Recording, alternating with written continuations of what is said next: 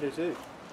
Alright guys, what is up? This is Brandon back at Jmills Tuning. The Integra is still back in the back lot. I was trying to hunt down and find the big oil leak on it. And if you see right here, there was like oil everywhere. I showed you all that in the last video. There's like oil on top of the intake. There's oil all over the top here. And I was looking, it looks like it's been slinging it. So I was looking down on the bottom and there's fresh oil down there. So I was thinking, oh, maybe crank seal or maybe the cam seal's leaking. It's getting on the belt. But then had my buddy over here, Jeremy, stop by, called him specialist, and he was like, well, just start it up and let me look at it. And you can go ahead and show him what we found. Bring it up. I'll hold the camera. Okay.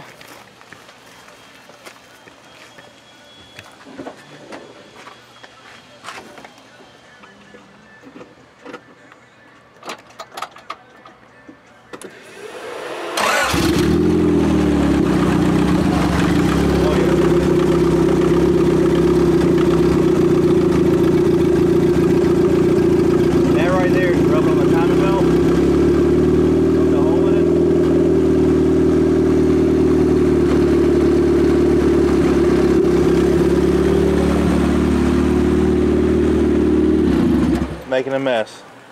I could have caught on fire and died. But that little leak right there, leaking on the timing belt, slinging oil everywhere. I'm just happy I know what it is now. Because there's nothing worse than a mystery oil leak. No, you're right. Anybody else out there have a mystery oil leak? If you own a Honda, I know you've had a mystery oil leak. So comment down below in the description and tell me what your hardest to find mystery oil leak ever was. And yeah, because this one, no joke, car's been sitting for like 3 weeks, and like I've probably had 3-4 people come back here and look at it, and we were all looking in the wrong spot because we were looking where the oil was going from, not where it was coming from. If anybody out there has a door handle,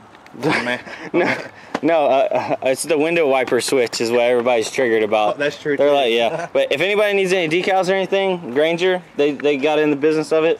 Hook them up. Link in the description. He doesn't have a link yet, but comment down below if you want it, and I'll get them hooked up with you. There's a tree growing out of the room. There's no, that's part of it. James, tell me a story about. I'm trying to hide. They're cleaning the shop. James, tell me a story about the drug dealer over here who dropped the car off. Okay, cut the camera. All right, guys. So the Accord, which is the automatic J30 daily, while you know, if you got a turbo car, you almost always have to have a daily. But it's got the 3.0 VTEC V6 with an automatic RIP. I wish I could put a manual on this one day. You know what?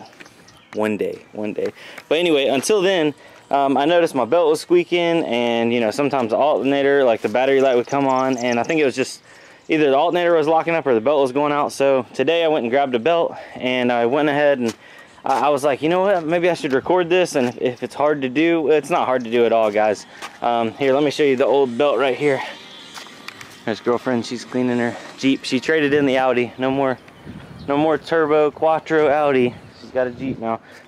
But here's the old belt. If you can see, this thing was just coming apart. So actually the ribs weren't in bad shape, but it was all the clear side. The clear side, or the smooth side, was just slipping on everything. And all this rubber that got ate off is like all down in there. So the only thing that you actually need to do this belt repair, if you're wondering, is, where'd it go? Oh, it's still down here. That would have been bad if I went and drove down the road. You need a 14mm wrench, and where'd my pipe go? And you need a cheater bar to put on the wrench, or if you have a super long 14, that will work too. But here, I'll try to do this while holding the camera. You just slide this bad boy down in there, you get that onto the tensioner, and then you take your cheater bar, slide it over the wrench, and then you just push it.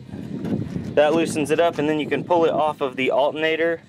The AC compressor is down below it, and then it runs across to the main crank pulley and underneath the idler. So it's actually a super simple routing pattern. And the only other thing that I did that helped me out a little bit is I took the nut out of this bracket right here so I could move the power steering over. So now I'm going to move the power steering back right here where it's supposed to go. And yeah, so just with some simple hand tools, I was able to put that on.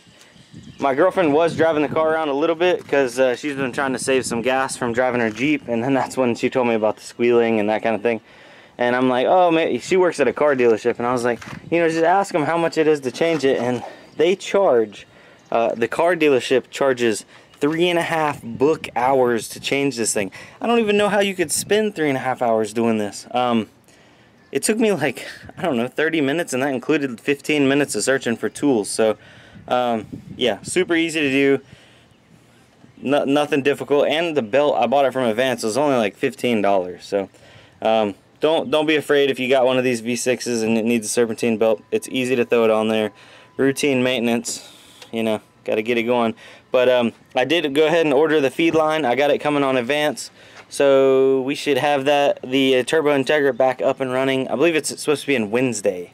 So cross your fingers for that, and we're looking good to go, guys. Thank you for watching. This is Brandon on Motor Nubs, and I'll see you on the next one.